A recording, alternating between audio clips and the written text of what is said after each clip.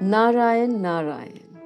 I am Anuradha and I bring to you the Pauranik Podcast where you can listen to the stories of the Sanatan Dharma. Just like the kings Ishwaku, Ajamid, and others had become very famous in the solar dynasty, in a similar manner, King Raghu too had become very famous.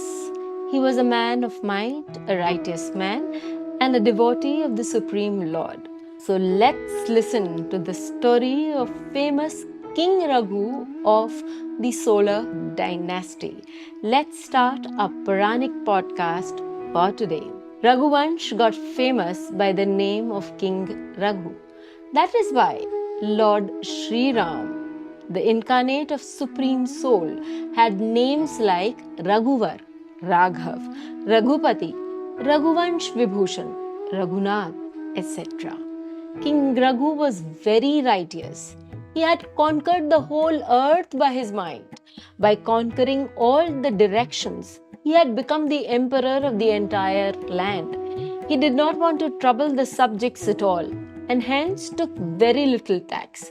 He did not collect any tax from the kings of the kingdoms he had conquered, and left those kings its subject only. Once he was sitting in the court when a learned rishi named Kosta came to see him. Seeing the rishi at his palace, King Raghu duly welcomed him and worshipped him. The rishi duly accepted his worship and asked about Raghu's well-being. After a while, the rishi started walking. Then King Raghu asked, Brahman, how did you come? And why are you returning without expressing your intentions? The rishi said, King, I have heard of your generosity. You are a unique giver. I came to you with a purpose, but I have heard that you've given all your wealth in the sacrifice. When I came here, I saw firsthand that you had no metal vessel to offer arg, and you have offered me arg in an earthen vessel. So I will not say anything to you anymore. The king said, No, Brahman, you must tell me what you want. I will try to accomplish it as best as I can. The rishi said, King, I have stayed with my guru and studied the Vedas.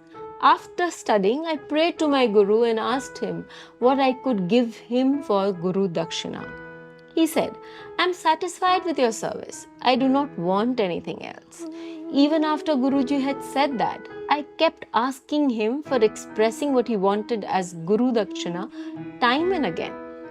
Then, out of irritation, he shouted, Well, bring me 14 crores gold coins. That is why I have come to you. King Raghu said, O Brahman, if I come to know that a learned Brahman returns from me empty-handed while I have the bow and arrow in my hands, curse on my throne, wealth and glory.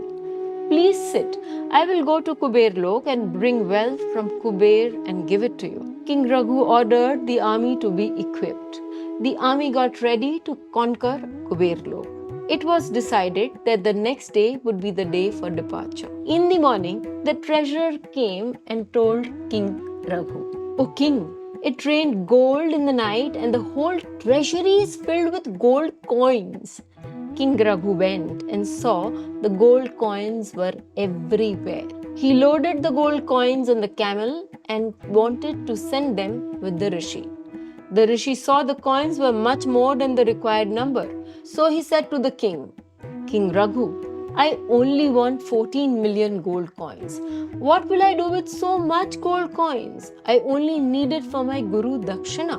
This sacrifice is blessed. King Raghu said, Brahman, all this has come for your sake only. You are the owner of all these coins. You must take them all. How can I keep the things that have come for you? The rishi refused, but the king also did not relent. Finally, the rishi went to his guru with as much coins as he needed.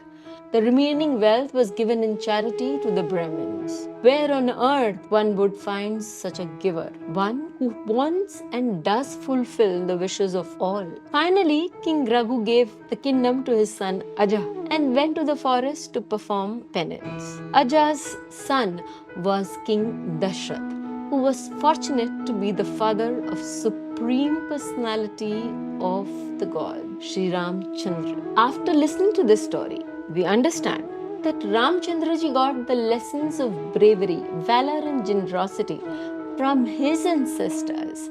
It is because of King Raghu, in whose name the Raghukul tradition is carried out and whose values Ramchandraji inculcated and became so kind and brave. We also learn from this story that if we want to inculcate some values or change in our children, then it is important for us to practice those values in our lives. With this story, we are starting our series on Ramayana.